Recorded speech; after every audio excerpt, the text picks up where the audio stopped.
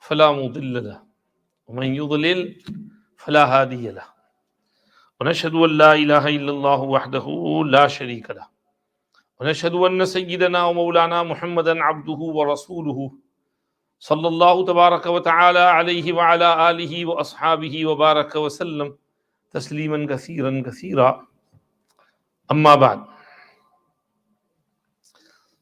وبالإسناد المتصل منا إلى الإمام البخاري رحمه الله تعالى ورضي عنه ونفعنا بعلومه قال بسم الله الرحمن الرحيم كتاب أبواب فضائل القرآن باب كيف نزل الوحي وأول ما نزل قال ابن عباس المهيمن الأمين القرآن أمين على كل كتاب قبله حدثنا عبيد الله بن موسى عن شيبان عن يحيى عن أبي سلمة قال أخبرتني عائشة وابن عباس رضي الله عنهما قال لبث النبي صلى الله عليه وسلم بمكة 10 سنين ينزل عليه القرآن وبالمدينة 10. Before we move on to the translation of the Hadith Shareef, just to remind you that last week we did not have Darse because we were in Bukhara Shareef, the hometown of Imam Bukhari rahmatullahi alayhi. Alhamdulillah, we went there for 1 week. By my boys, quiet. When I'm speaking, your tongue's mouth should be shut, your ears should be open. Okay? No talking.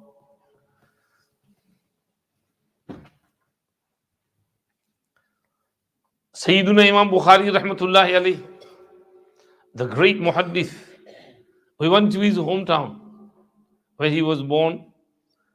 We were shown the house roughly where Imam Bukhari rahmatullahi alayhi used to stay, his mother's house, where his mother and his parents' house was. There is a madrasa over there. And we met one Qari who teaches small kids Quran Shareef. And he said that at this moment there are nearly 150 students there studying Quran Shareef and Ilm Deen. So Alhamdulillah, we were happy to hear that. Because at one time in Bukhara Shareef there were 360 madrasas. And now there are 0. Just this one which we saw, and maybe another one, maybe 2, 3. Otherwise, there's no teaching of maktab and Quran and hadith. We just went around for the tour. We saw the ancient city, old masajid, madaris, castles, forts, large minarets, large walls, how they used to stay. You know, the people of Bukhara, something close to the people of Afghanistan. You must have seen some Afghani brothers here. They look alike, they're same. So Imam Bukhari rahmatullahi alayhi was also from that community. He looked like them. He was of fair complex and he looked like those Afghani people, Uzbek people. Hazrat Imam Sayyiduna Imam Bukhari rahmatullahi alayhi grew up in Bukhara Shareef. When he was a young child, he lost his eyesight, he was blind. His mother cried in front of Allah for several days and nights. Oh Allah, please restore my son's eyesight. One night she saw Sayyiduna Ibrahim Khalilullah alayhi salam in her dream, who said, Ya Haza, Inna Allah Ta'ala qad radda basara ibniki bi barakati du'aiki. Allah has restored the eyesight of your son because of your excessive du'as, bikathrati du'aiki. Allah heard your prayers and has given your son his eyes back. Imam Bukhari woke up in the morning, his eyes were open and he could see. Imam Bukhari rahmatullahi alayhi said, Ulhimtu hifzal hadith wa ana fil kuttab. Allah inspired me with memorizing hadith even when I was a small child in the maktab. He used to go to the majlis of Muhaddith Dakhili, and this majlis used to be a large majlis with lots of students, muhaddithin, surrounding the Ustad. One day, Muhaddis Dakhili said, An Ibrahim, An Abi Zubair, An Jabir. So Imam Bukhari said, Ya Ustad, the chain of narration is not like that. So he said, what are you saying, young boy? He said, there's some mistake in there. You can check your book in your library. So Ustad was shocked. So he went and he took his book, exercise book out, and he said, yes, there is some mistake here. كيف قلت يا ولد? What did you say? And he said, this is An Ibrahim, An Zubayr ibn Adi, An Fulani, An Jabir. So he corrected his book and he said, you are right, young man. Imam Bukhari was asked, how old were you when you corrected the mistake of Muhaddis Dakhili? And he said, I was only 11 years old.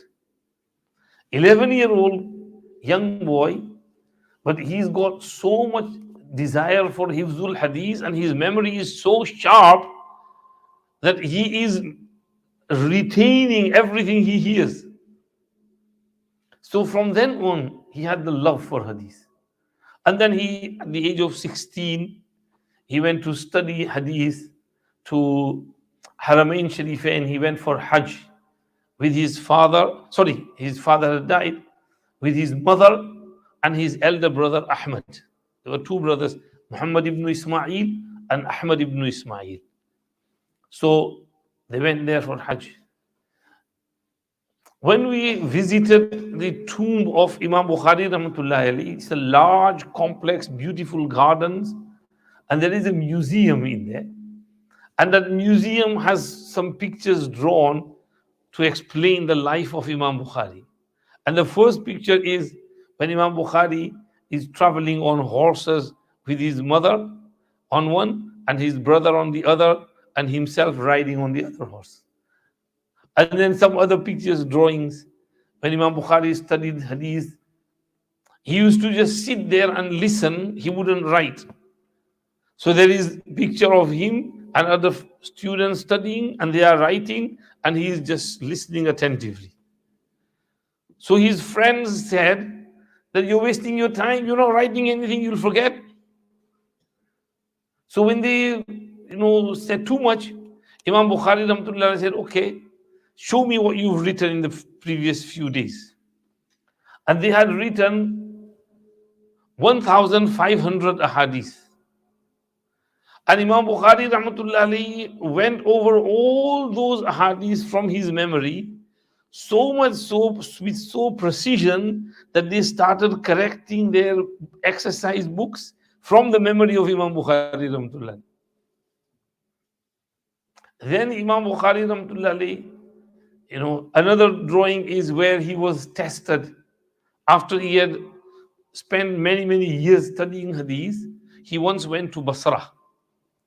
And there, the picture shows that there are 10 muhaddis sitting, and Imam Bukhari is there as well. And they jumbled up some hadiths and the chains of narrations.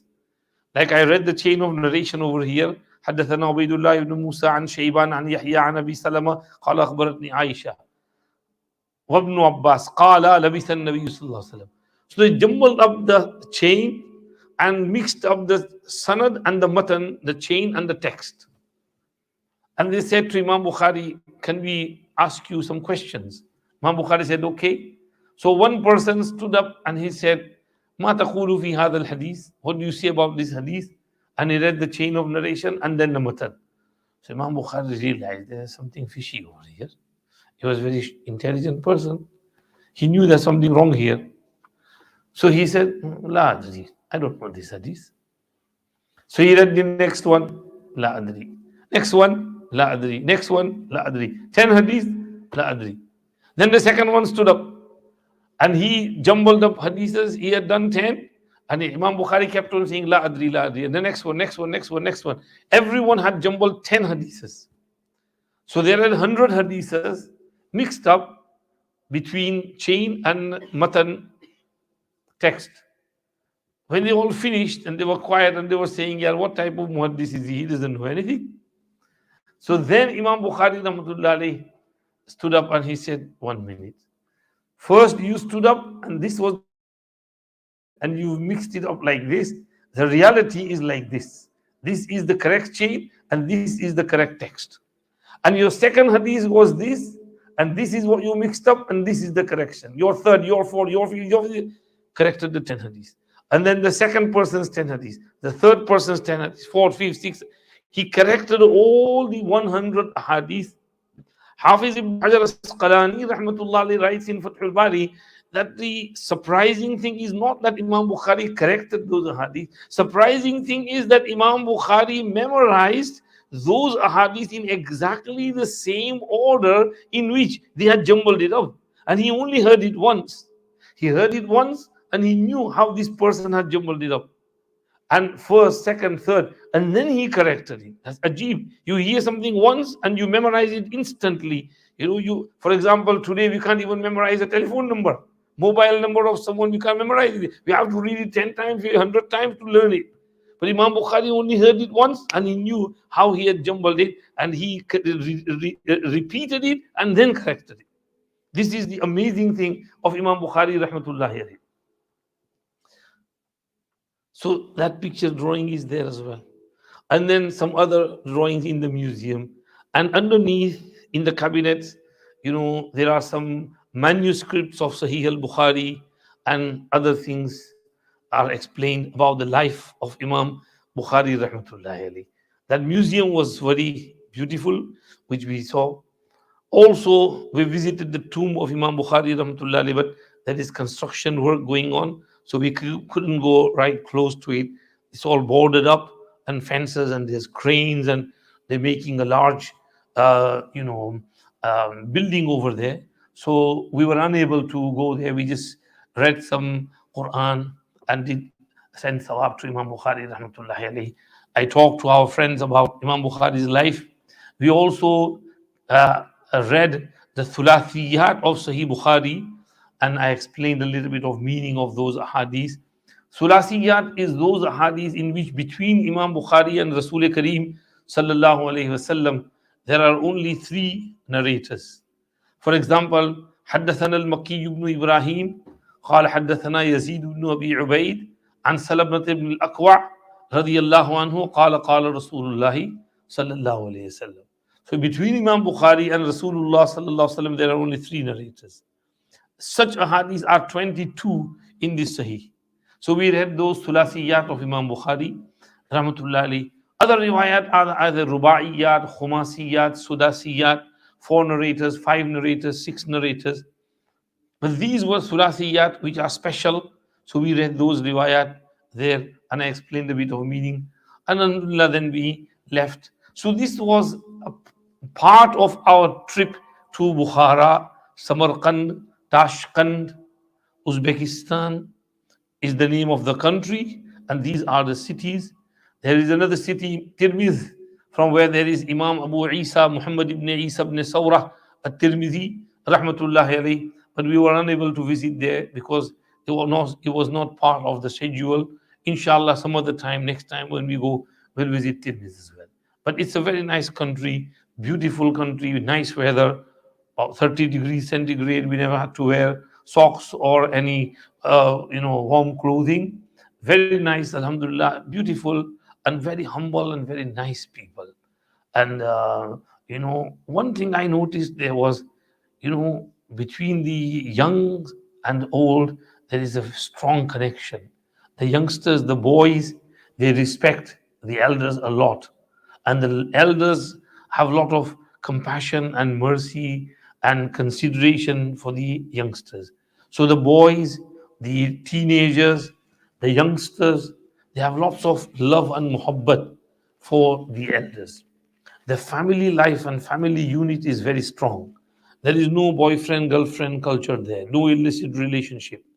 They get married within the closed circle according to the mashwara and consent and of the parents, and everything is arranged. They have very simple life. There is no McDonald's, no Burger King, no KFC, no franchises there. They eat simple food and their life is very simple. So this is something to learn from there. And there are akabir, there's lots of mashayikh and ulama there, who brought in so much good to those areas. So we visited many, many places, alhamdulillah, within the 7 days. The place of Imam Abu Mansur Maturidi rahmatullah alayh, Imam Abu Hafs al-Kabir rahmatullah alayh, and Imam Bahauddin Naqshband rahmatullahi alayhi, and many others. So all these elders there, may Allah subhanahu wa ta'ala protect the country. They got independence in 1991, so they're still young, they're standing up on their feet. We have to make dua, Allah protect them and their way of life, and Allah have mercy upon them due to the barakat of the mashayikh and the kabir, and keep their family unit strong. And for us as well, we need to keep that strong bond between our young and old. If we do this, then inshallah we will survive. Otherwise, if there's a gap, there's a huge gap between the young and the old, then our young generation will just fade away into the abyss, into the unknown world. They will fall for the country we live in, and they will behave like them, become like them. Allah protect us and our youngsters and our generations. Anyway, this is a bit about our visit to Bukhara Shareef and the tomb of Imam Bukhari rahmatullahi alayhi, and the cities and the masajid, madaris, and there is great history over there and a lot to learn from them.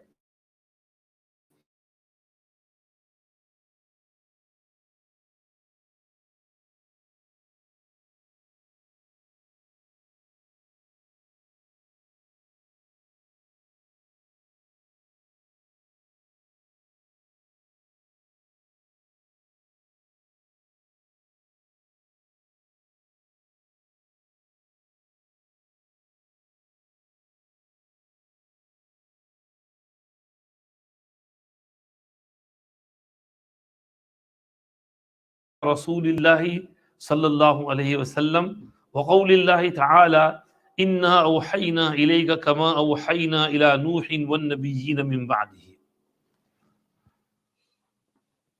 So one might ask that what is the difference between the heading at the beginning and the heading over here, كيف نزل الوحي? Shurrah say that in the beginning, the kayfiyat of ibtida'ul wahi was mentioned, how it began. And over here, mutlaqan, the kayfiyat of wahi, how it used to come down, is meant. Our Ustad Muhtaram Sheikh Yunus Sahib rahmatullahi alayhi says that in the beginning, the heading was khas, special, and over here, this heading is aam, general.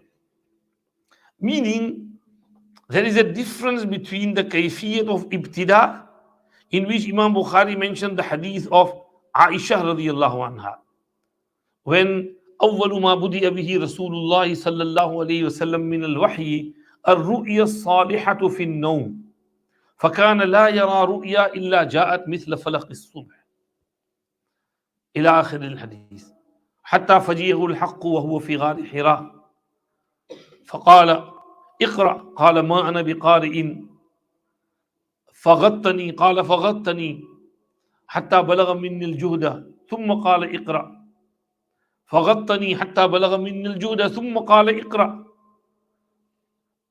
إلى آخر الحديث. The beginning started that in the beginning Nabi Pak sallallahu alaihi wasallam used to see very nice dreams, and those dreams would come true right next day. And that was amazing. So he saw a dream and exactly that same thing happened the following day. Falaq al-subh. And slowly he was brought closer to wahi.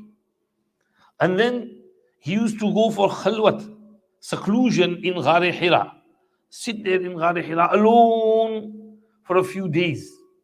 He would take some bread, water with him. He would survive on that. He would stay there. So it was the month of Ramadan. He had gone with the intention of spending the whole month there. So In the middle of the month, somewhere around 18, 19, or 21, some say 18th, some say 21st of Ramadan, it was the night of Qadr, Laylatul Qadr. And it was the end of the night, towards the end of the night, before Subh Sadiq, Fajr, Sayyiduna Jibreel alayhi salam appeared in the form of a human being. And he showed him something and said, read. Now, Nabi Kareem sallallahu alayhi wasallam said, Ma ana biqari'in. I am unschooled, I can't read. I can't read and write. So Jibreel alayhi salam got hold of him and pressed him really hard.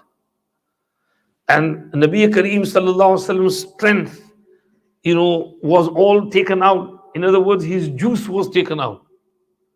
And then Jibreel alayhi salam released him. Again he said, Iqra, read this. And he said, Ma ana biqari'in. Jibreel alayhi salam pressed him hard again and then released him. And a third time. And then after the third time, when he said, Ma ana biqari'in, Jibreel alayhi salatu wasalam helped him to read, Bismillahir Rahmanir Rahim, Iqra bismi rabbika alladhi khalaq, khalaqal insana min alaq, Iqra wa rabbukal akram, alladhi allama bil qalam, allama al insana ma lam ya'lam. These first 5 verses were revealed to Nabi Kareem sallallahu alayhi wasallam. And then Sayyiduna Jibreel alayhi salam disappeared. So Nabi Kareem sallallahu alayhi wasallam came down from Jabal Nur, the Mount Nur, Ghar Hira, the cave of Hira, rushing quickly. And he came to his house to Khadija radiallahu anha, and he was shaking and he had fever. Zammiluni. Cover me. And Khadija said, What happened? Why are you so scared? And he related the whole story. This is what happened. And the first was Khadija said, and he said after relating everything, Wallahi laqad khashitu ala nafsi. I'm scared for my life. He was, the way he hugged me and pressed me, I thought I was going to die. I feared for my life.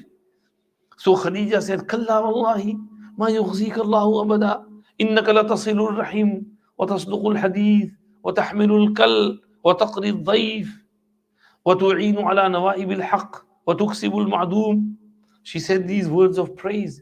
Don't worry, this is nothing bad, this is good. Allah will never humiliate you. You are a very good person. You join kinship and relations. You are nice to all your relatives. You always speak the truth. You carry other people's load on your shoulders and you help them. And you earn halal wealth and you spend on others and help those who are debt-ridden. And if someone is affected by any calamity, you rush to their assistance and support. So these are good qualities. Such people are never abandoned by Allah. So don't worry, this is something good. And then when he calmed down, settled down, she took him to her uncle Waraqa ibn Nawfal. And he related everything to him. And Waraqa ibn Nawfal said, هذا الناموس الذي جاء سيد إلى موسى عليه الصلاة والسلام. This is that same angel who used to come to Sayyidina Musa alayhi salatu wassalam. And you are blessed, fortunate, and you will be entrusted with a huge mission. And I wish I was alive and strong and young the day you appear before people and I could help you. I don't think I will live until then. And remember, one day your people will drive you out of this city. So Nabi Kareem sallallahu alaihi wasallam said, my people, they're going to kick me out of this city. They love me so much, they respect me so much, they call me a Sadiqul Ameen. And Waraqa said, yes. Whoever came with a mission like yours was shown hostility and he had to suffer a lot. So you better be ready for that. This is the first instance when Wahi came. Now, why did Allah subhanahu wa ta'ala do this?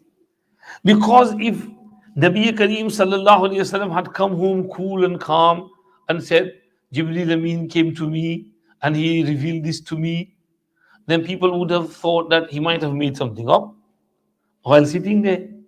But the whole scenario shows that even Nabi Pak Sallallahu Alaihi Wasallam was terrified and scared. He wasn't making anything up.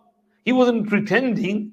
It was all reality. He was only mentioning the reality. And this hadith is in Sahih Bukhari. And Asahul Kutub Ba'da Kitabillah. He never made anything up by sitting on a table, thinking, making up, faking it. He wasn't faking it. It was a reality. This is the hadith which Imam Bukhari Rahmatullah alayhi mentioned in the beginning. كيف كان بدء الوحي إلى رسول الله صلى الله عليه وسلم. How it all started, the wahi coming. And in this chapter, Imam Bukhari is not talking about badul wahi. He is just mentioning كيف نزل الوحي. How wahi came down. And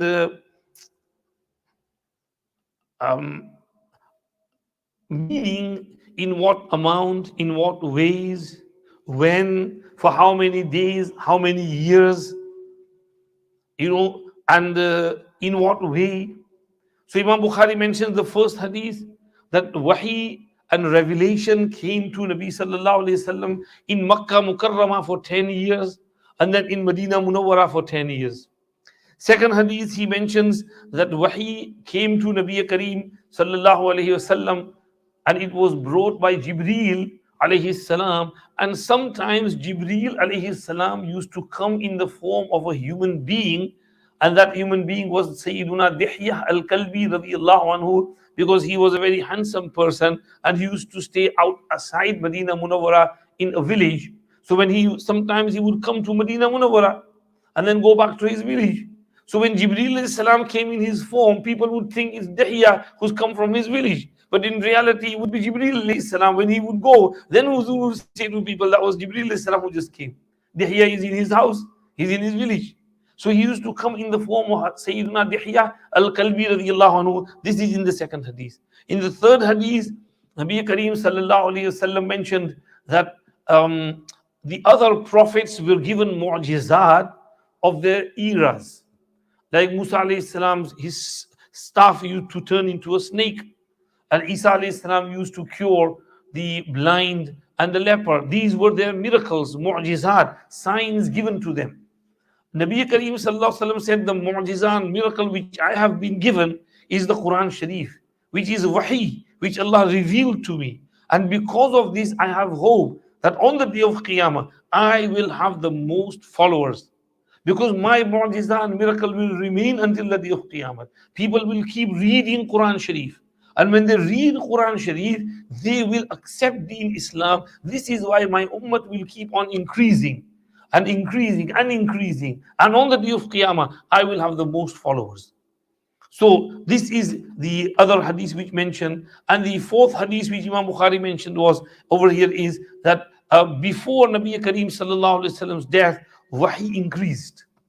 This is because after Fatih Makkah, in the year 8, Ramadan year 8, doors opened up and many wufud and delegations came to Makkah Mukarramah, to Medina Munawwara in the khidmat and service of Nabi Kareem sallallahu alayhi wasallam. And they used to ask many questions.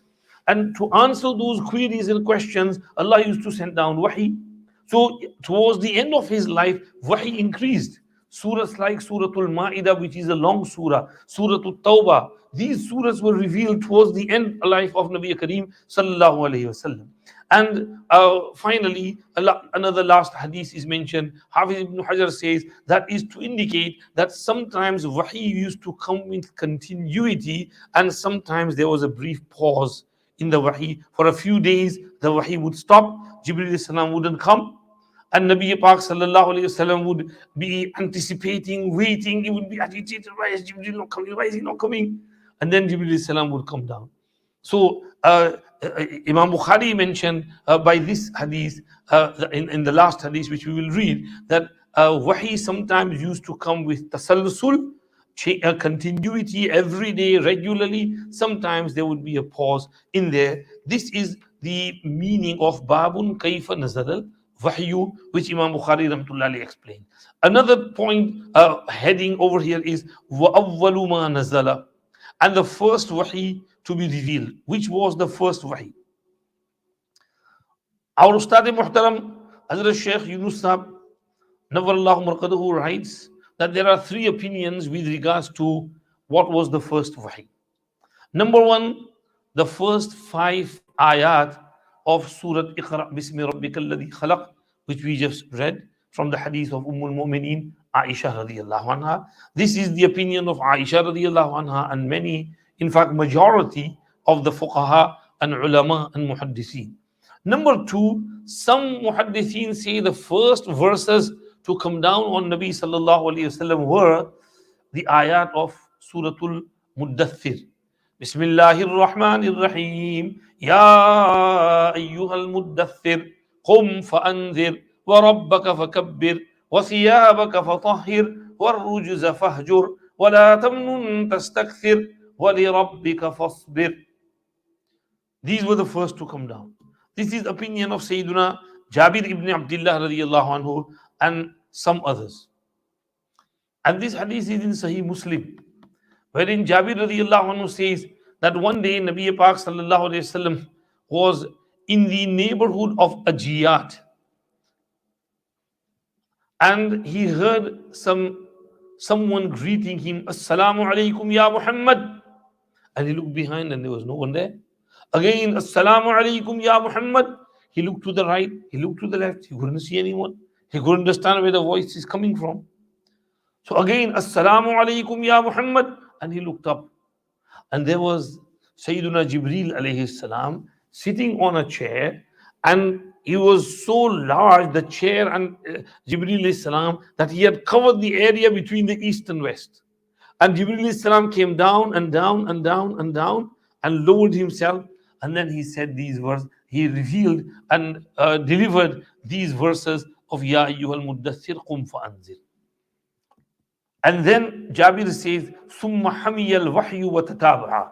After this, the wahi heated up and started coming continually. Some muhaddithin like Ibn Hibban combined both riwayat. And they said, أَوَّلُ مَا نَزَلَ خَارِجَ الْبَيْتِ اقْرَأْ وَفِي الْبَيْتِ مُدَثِّرٍ.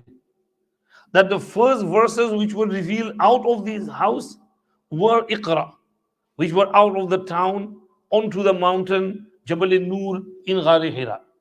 And the first verses which were revealed in the house, meaning close to his house, were Ya ayyuhal muddathir. Number two, others say that awwaliyyat haqiqiyyah is for Iqra Bismi. They were the first in reality.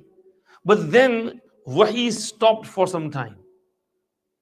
Jibreel alayhi salam let Nabi Kareem sallallahu alaihi wasallam calm down, let things settle down.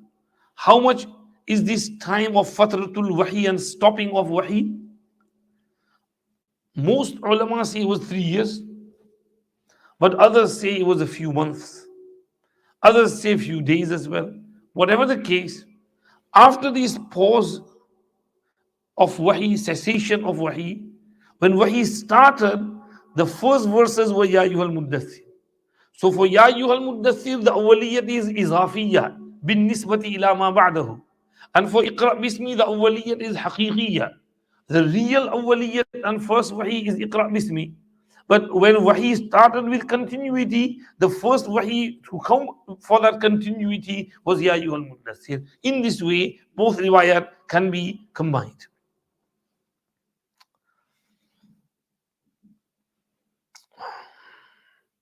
Number three, some ulama say the first wahi to be revealed was Suratul Fatiha. But Sheikh Yunus Sahab says this is not right. Perhaps the first complete surah to be revealed was Suratul Fatiha. Because Iqra Bismi is only 5 ayat, not the full surah. Ya ayyuhal muddathir, only few ayat, not the full surah. But the first full complete surah was Suratul Fatiha. And when Surah Fatiha is revealed, Jibreel alayhi salam comes down and teaches Nabi Kareem sallallahu alayhi wasallam how to perform wudu, how to perform salah, how to read Surah Fatiha in the salah. Some riwayat say Jibreel alayhi salam came, he poked his finger into a rock and water started gushing forth. So Jibreel salam did wudu. Prophet ﷺ kept looking, and then he repeated that wudu.